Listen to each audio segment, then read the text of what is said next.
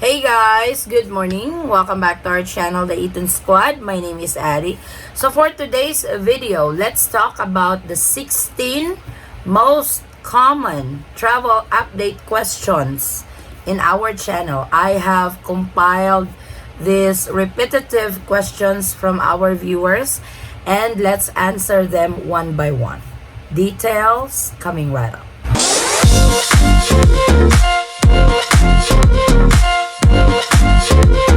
So whenever I upload a video in our channel, I get multiple questions of a particular concern. So what I did is compile those repetitive questions from our viewers so we can answer them one by one on this video. So we came up with 16 most common travel update questions in the channel, and we are going to answer that one by one, and hopefully this video you guys can use as a reference if you guys have the same questions that we are going to answer here shortly. So like I said, we have 16, so we have quite a bit of questions to answer. Let's get started with question number 1. So this question is very common in the channel. Do I need to register with One Health Pass?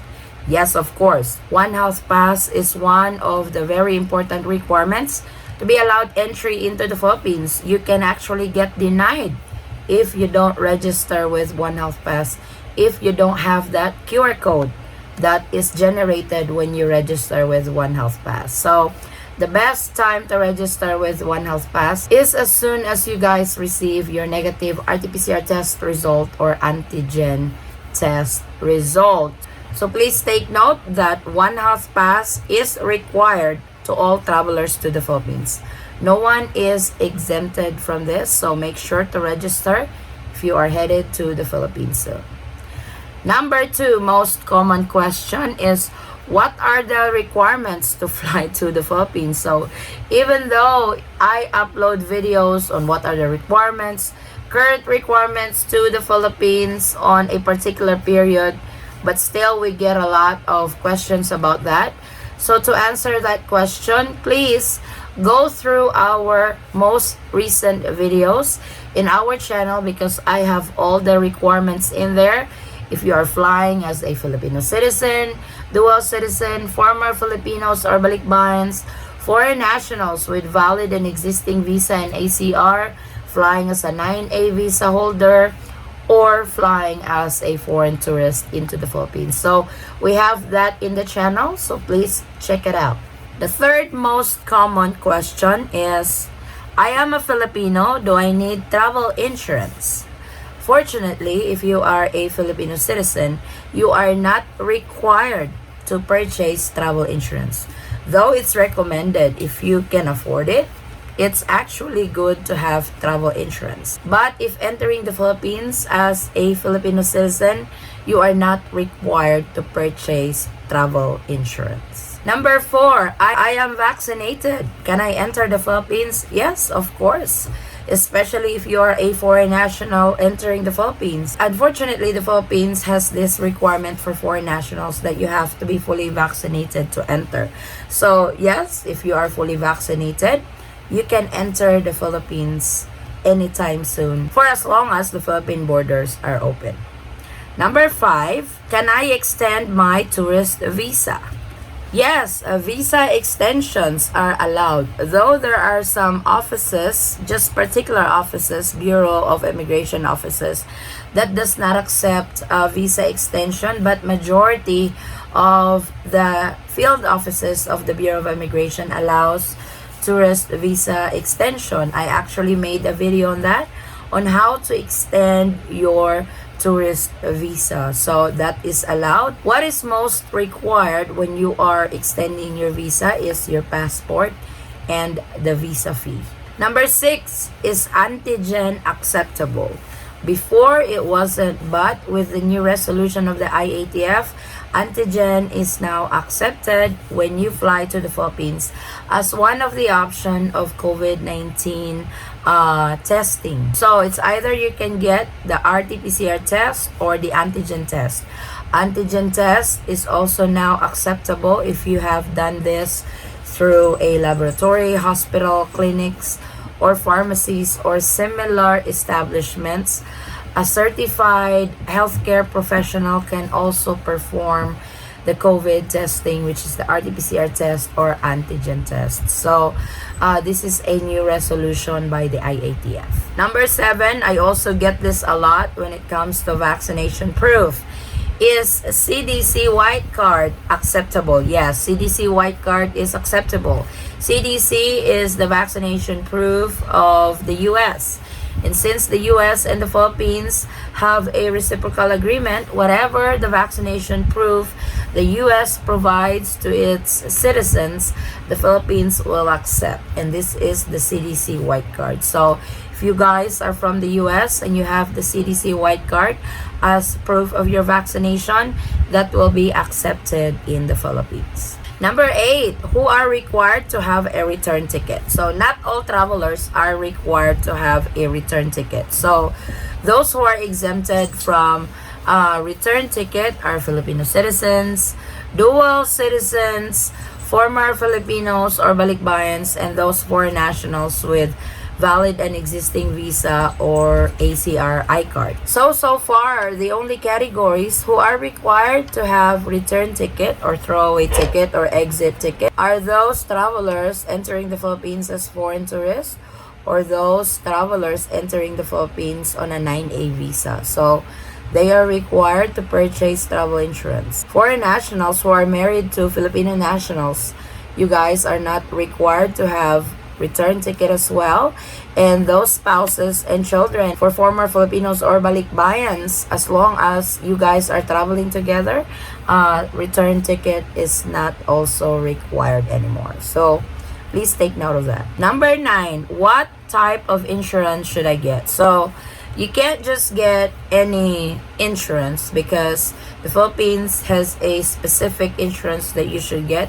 This is the travel insurance, particularly covers COVID-19 treatment costs. So there are other travel insurance that only covers trip cancellation, baggage delays, delays in flights and everything. But COVID-19 treatment costs should be included in your travel insurance, and it should have a minimum of $35,000 coverage. So make sure you have that because the Philippines is very picky. When they are checking that particular document, they need to see that COVID-19 is covered by the travel insurance that you purchase. Number 10, who are required for the travel insurance? So this is also somewhat similar question with the return ticket earlier. So those travelers who are required to have travel insurance are foreign nationals entering the Philippines as a foreign tourist and foreign nationals entering the Philippines on a 9A visa. So those two categories need to purchase travel insurance entering the Philippines. The exemptions are Filipino citizens, dual citizens, former Filipinos or balikbayans, and foreign nationals with valid and existing visas such as 13A and SRRV, as well as spouses and children, foreign spouses and children of a Filipino citizen, then spouses and children of a former Filipino or balikbayan for as long as they are traveling together. Number 11, when should I register with One Health Pass? So One Health Pass is a very important requirement to enter the Philippines. I have said this in most of my videos that the best time to register with One Health Pass is when you receive your negative RT-PCR test result or your antigen test result. So as soon as you guys receive it, register, upload the result, upload your vaccination card, then generate the QR code. That's going to be checked several times during your boarding, when you arrive in the Philippines and stuff. So the best time to register is when you receive your COVID-19 test result. It's either RT-PCR test or antigen test. Number 12, when should I do my RT-PCR test for the 48-hour requirement or the 24-hour requirement for antigen? So I have made a video on this explaining on how to time your RT-PCR test within 48 hours prior to departure, or your antigen test within 24 hours prior to departure. It's very important that you guys really have to know what time is your flight from the port of exit or port of embarkation, because that is very crucial to your COVID-19 test when computing the time within the 48 hours time frame and the 24 hours time frame. Like I've said, I have made a video of this explaining how to time your RT-PCR test or antigen test. That was in English version. I am going to make a Tagalog version of it as per request. Number 13, when does the 48 hours starts or the 24 hours starts? So when you get tested with COVID-19, that is when your 48 hours starts or your 24 hours starts. It doesn't start when you receive your result. It will start when you guys get swabbed at a pharmacy, a clinic, or hospital. So please take note of that. Number 14, do I need SPASS? So not all LGUs or local government unit still requires SPASS. So majority of the LGUs now doesn't require it, but that doesn't mean you have to just be complacent. Oh, I'm not gonna check. Please check with the LGU of your final destination on what they require for incoming travelers from abroad. It's better to be safe than gets denied from the aircraft or from boarding because you don't have that particular document. So check with the final destination's requirements. Number 15, should I get antigen or RT-PCR test? It's really up to you which one you are getting. You can get the RT-PCR test or you can get the antigen test. Both are accepted in the Philippines. For RT-PCR test, it has to be within 48 hours prior to departure. Then for antigen, it has to be 24 hours prior to departure.